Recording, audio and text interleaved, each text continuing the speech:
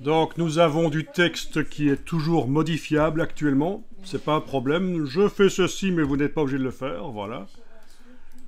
Parce que suite à une étude de marché, on s'est rendu compte que ça va beaucoup mieux marcher si on met un Y à la place d'un I. Quoi qu'il en soit, vous sélectionnez votre texte et on va le vectoriser. Vous allez dans le menu. Donc vous avez sélectionné le texte pas avec l'outil texte. C'est la ligne de base qu'on sélectionne. La ligne de base. Et on va dans le menu texte et on demande vectoriser. Et là, on voit apparaître des petits points, des points d'ancrage. Donc le texte n'est plus modifiable avec l'outil texte. Ce sont des dessins. Des dessins de lettres maintenant. Alors, donc il y a une question pour que les points d'ancrage soient moins gros. C'était dans menu Illustrator Réglages. Et on allait dans Sélection et affichage des points d'ancrage. Et là, on avait la dimension. Et c'est vrai que le max, c'est peut-être un peu trop. Ça dépend vraiment de la résolution de votre écran, le nombre de points qui sont affichés sur votre écran. Voilà. Alors on va aller voir la palette des calques. On n'est pas encore allé voir la palette des calques. Ici, je vais me débarrasser d'abord de toutes les palettes à droite avec Shift Tab. J'ai dû le faire 2 fois. J'ai dû faire Shift Tab 2 fois. Et je me suis débarrassé finalement de toutes les palettes qui étaient à droite. On va dans le menu Fenêtre, Calque. Donc c'est la touche F7 pour ceux qui veulent le raccourci. F7 au-dessus du clavier. La palette des calques. Comment on a fait ça? F7? Sur le côté, moi je l'ai tiré.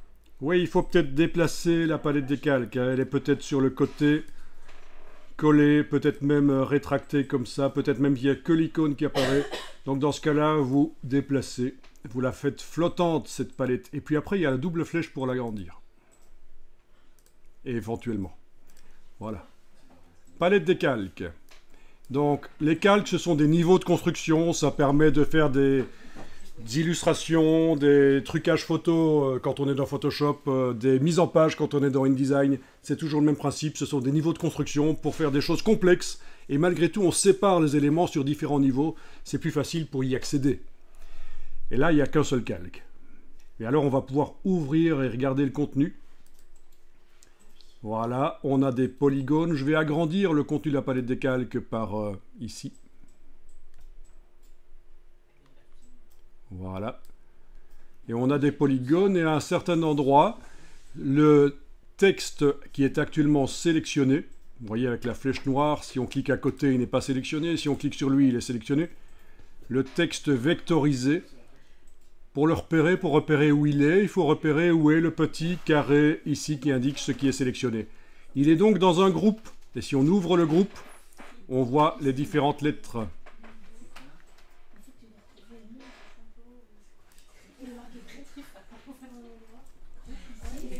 Donc le texte est mis dans un groupe. Le groupe s'est fait tout seul. Quand on a demandé de vectoriser le texte, Adobe Illustrator a mis tout seul le texte dans un groupe.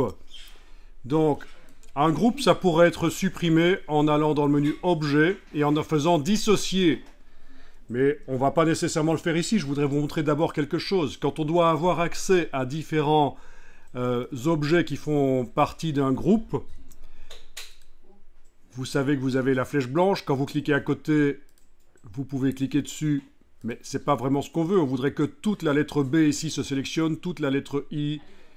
Donc, en fait, derrière la flèche blanche, vous avez affaire à la flèche blanche plus. Et elle permet de sélectionner l'entièreté d'un caractère et de pouvoir le bouger, par exemple. Comment on fait pour juste avoir une lettre parce qu'il prend tout à chaque fois? Donc, vous devez prendre la flèche blanche plus, désélectionner en cliquant à côté, et puis vous allez modifier la position des caractères éventuellement. Et déjà, ce genre de choses, c'est déjà un logo en soi. Quand vous avez ce genre de choses, c'est déjà en soi un logo. On a déjà fait un logotype. Alors, c'est pas génial, mais voilà. Quand vous avez un des caractères qui est sélectionné avec la flèche blanche plus, ça sélectionne bien également le trou? Oui. Parfait. Vous avez les flèches au clavier qui permettent de bouger si vous voulez. Celles qui nous permettaient tout à l'heure de modifier le nombre de pointes d'une étoile par exemple. Eh bien, là si j'utilise les flèches au clavier, je peux bouger. C'est la même chose que de prendre avec la flèche noire et de bouger. Mais c'est un peu plus précis peut-être. Donc ce sont bien les deux flèches ici, haut et bas, ou gauche et droite d'ailleurs, que je peux utiliser pour modifier l'emplacement du caractère. Si j'enfonce la touche Shift pendant que j'utilise ces flèches, ça déplace plus vite. Voilà. Parce que sans la touche Shift, c'est par petit incrément. Avec la touche Shift, c'est plus vite.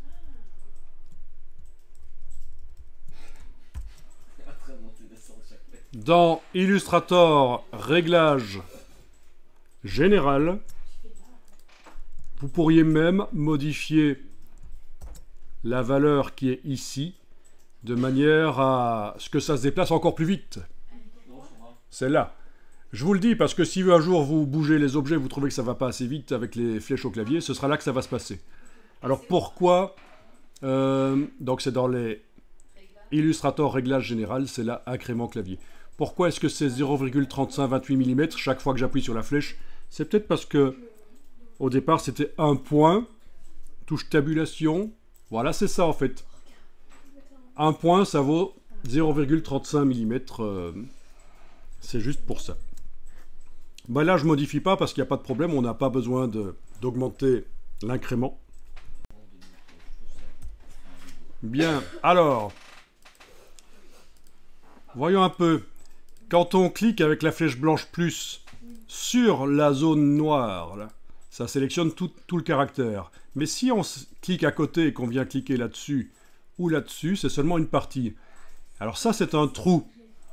C'est vraiment un trou. D'ailleurs, on va prouver que c'est un trou parce qu'on va mettre un cercle derrière les caractères. Là, vous allez prendre l'outil ellipse. Vous allez positionner à peu près au milieu du mot. Alors vous avez des lignes roses qui apparaissent aussi? Oui. C'est pas grave, c'est une maladie qui se soigne. Non, c'est ce qu'on appelle les repères commentés. Donc voilà. Vous mettez à peu près au centre. Attention, regardez, je vais le faire ici. Je commence à tracer le cercle. J'enfonce la touche Shift pour que ce soit un vrai cercle. Et la touche Alt pour qu'il se crée par le centre. Et là, je lâche le bouton de la souris, puis les touches Alt et Shift.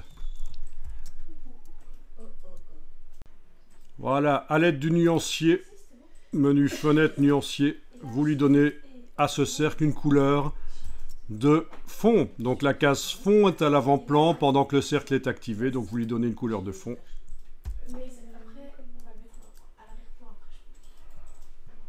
Alors certains qui connaissent peut-être Photoshop auraient envie de choisir les couleurs en double-cliquant sur l'échantillon comme on le fait dans Photoshop, ce qui fait apparaître le sélecteur de couleurs. C'est pas une bonne idée dans Illustrator parce que le nuancier offre plus de possibilités avec les couleurs.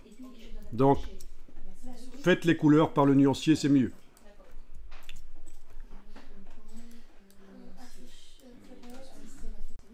On va envoyer ce cercle qui est actuellement sélectionné, on va l'envoyer à l'arrière-plan. Donc, il y a possibilité dans la palette des calques de déplacer le cercle sous le groupe, comme ça. Mais ne le faites pas, je vous montre juste. Sous le groupe qui est le texte. Voilà, ça fonctionne. Mais là, je vais annuler. On va faire la méthode qu'on a vue tout à l'heure. Objet, disposition, arrière-plan. Bien sûr, si vous faites un clic droit, vous avez les mêmes menus. Il y a plein de manières d'arriver aux mêmes choses dans Illustrator et dans tous les logiciels Adobe. Enregistrer le document.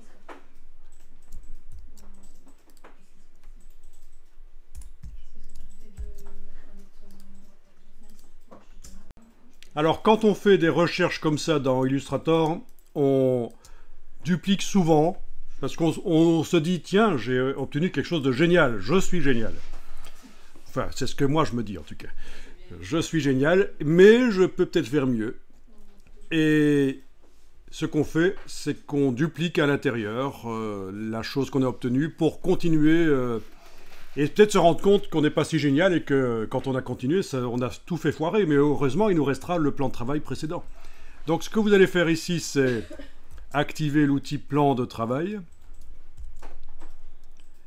Et avec cette option-ci cochée dans la barre contrôle, vous allez enfoncer la touche Alt, donc vous avez la double flèche qui arrive, et vous déplacez.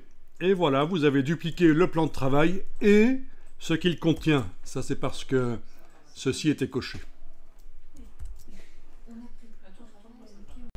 Alors, je vais m'intéresser à un des plans de travail et je vais, avec la flèche noire, sélectionner le cercle qui est à l'arrière. Parce que je vais aller manipuler là les lettres et j'ai pas envie que le cercle bouge par erreur.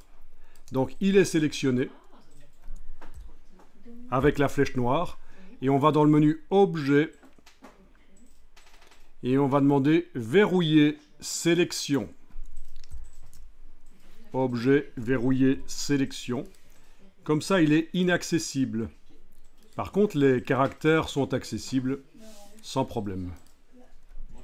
Avec la flèche blanche plus, vous pouvez tester ceci. On a affaire à un objet composite, c'est-à-dire que les lettres avec des trous sont composées de 2 tracés fermés. Comme le B, oui, c'est même 3 tracés fermés dans le cas du B. Voilà, c'est les seuls en fait. Alors, si vous cliquez sur le trou, sur le bord du trou ici, et que vous essayez de le bouger, ben vous arrivez à bouger le trou et vous allez remarquer que si vous le faites déborder, là où les formes ne se superposent pas, c'est plus un trou. C'est ce qu'on appelle un système d'exclusion. Et pour faire des choses intéressantes au niveau logo, au niveau texte, c'est intéressant. Donc tout ce qu'on voit là pourrait servir notamment pour faire un texte pour un flyer. Ça pourrait servir, on pourrait amener ça dans Photoshop, continuer à faire un flyer dans Photoshop, ou totalement le faire dans Illustrator. Alors, le point du i, tu veux supprimer le point du i. Il suffit de cliquer sur son bord et avec la touche suppression, on le supprime. Mais attends, on va faire mieux que ça. On va faire mieux que ça. On va annuler ça, annuler la suppression et on va voir ce qui se passe si on le fait déborder par-dessus. Voilà. On pourrait même le fusionner et faire une seule forme, voire même faire en sorte que là où le cercle se superpose au i, ça fasse un trou. Mais je vais le laisser là pour l'instant, mais en tout cas, tu as vu qu'on peut le bouger indépendamment avec la flèche blanche plus. Voire même le faire plus petit, plus grand, oui, pourquoi pas, avec l'outil de transformation manuelle. Avec la touche Alt et Shift, on peut modifier sa dimension. Voilà. Donc tout est possible, en effet. Ça fait partie des tests à faire.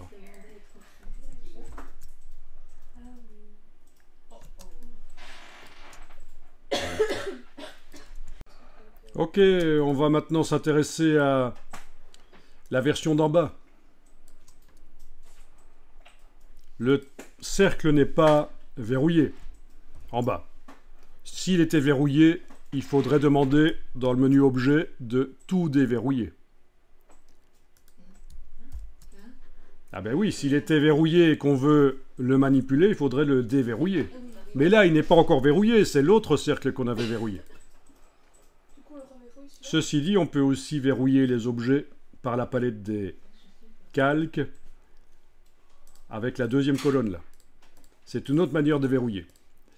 Bon, quoi qu'il en soit, il n'est pas verrouillé, le texte non plus. On va sélectionner le tout avec la flèche noire, vous englobez.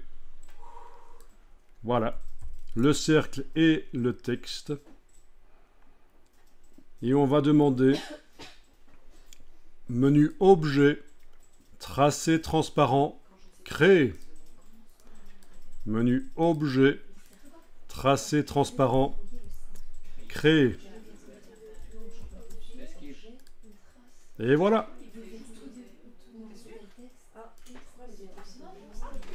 Alors, chez la plupart d'entre vous, ça a fonctionné, mais pas chez deux d'entre vous. Je reviens en arrière. Les autres ne reviennent pas en arrière. Si ça a fonctionné pour vous, là, je m'adresse seulement aux deux chez qui ça n'a pas fonctionné. Je sélectionne le tout. Donc, ça veut dire avec la flèche noire, j'englobe tout. Ensuite, je vais dans Objet, Tracé transparent, Annuler.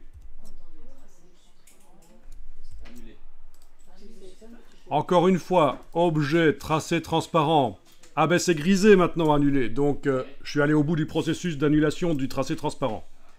Ensuite, avec tout qui est sélectionné, je fais Objet, Tracé transparent, Créer. Est-ce que là, ça fonctionne chez vous? Bon, ben ça ne fonctionne pas chez vous, je vais venir voir pourquoi. Ouais. Donc voilà, je vais en arrière. Pourquoi est-ce que chez toi, ça n'a pas fonctionné? C'est parce qu'il y avait un rectangle, je ne sais pas ce qu'il faisait là, il y avait une espèce de rectangle comme ça, invisible. En fait, il n'avait pas de couleur de fond ni de contour. Il était comme ça. Et quand on sélectionnait le tout, Objet, Tracé transparent, Créer, ne marchait pas. Bah ici, ça marche quand même avec le rectangle. Mais c'est pas grave, il ne marchait pas. Commande Y. Je sélectionne ce rectangle, je supprime. Voilà. Donc, en faisant commande Y chez toi, j'ai remarqué que il y avait un rectangle sans couleur de fond ni de contour et qui cassait le processus. Voilà. Et chez l'autre personne qui s'appelle... Ok. On ne le saura pas. Chez l'autre personne là à gauche qui s'appelle on ne le saura pas. Caro. Ok. Eh bien, je n'ai pas trouvé pourquoi ça ne fonctionnait pas. Donc ce que j'ai fait, c'est que j'ai sélectionné tout. J'ai fait édition copier. Vous ne le faites pas bien sûr. Je vous montre juste ce que j'ai fait. Ça peut être une solution quand ça ne fonctionne pas. Édition copier. J'ai fait un nouveau document. J'ai collé dedans. Édition coller. Donc c'est évidemment commande C, commande V. Si vous voulez le raccourci, CTRL C, CTRL V. J'ai sélectionné le tout et puis j'ai demandé objet tracé transparent, créer. Et là, ça a fonctionné. Pourquoi? Mystère. En tout cas, voilà, je vais repasser à... Je vais fermer ce document-là et je repasse à celui-là. Chez moi, ça avait fonctionné. Donc, vous avez comme ça deux petites astuces. Hein. Commande Y pour voir s'il n'y aura pas des formes parasites et éventuellement copier-coller la chose dans un nouveau document et tester dans le nouveau document. Voilà, donc vous avez parfois des problèmes pour faire les choses. C'est intéressant parce que ça peut arriver à d'autres, c'est pour ça que je l'explique ici. Alors là, ce qu'on a obtenu, c'est un objet qu'on appelle, et là je vais le sélectionner avec la flèche noire, et regardez dans la palette des calques, on obtient un objet tracé transparent. Normalement, dans Illustrator, les objets sont chaque fois à des niveaux différents, ils sont empilés. Mais lorsqu'on met deux objets au même niveau, c'est ce qu'il y a ici, c'est d'ailleurs plus que deux objets, c'est quelques objets au même niveau, là où ça se superpose, ça s'annule. Ça s'appelle un tracé transparent. Normalement, le mot c'est tracé composite, compound path en anglais. Tracé transparent, c'est assez ambigu parce que ça vous laisse... ça vous suggère qu'il y a de la transparence, mais en fait non, ce sont des trous. C'est ça qu'ils appellent la transparence, des trous. Par contre,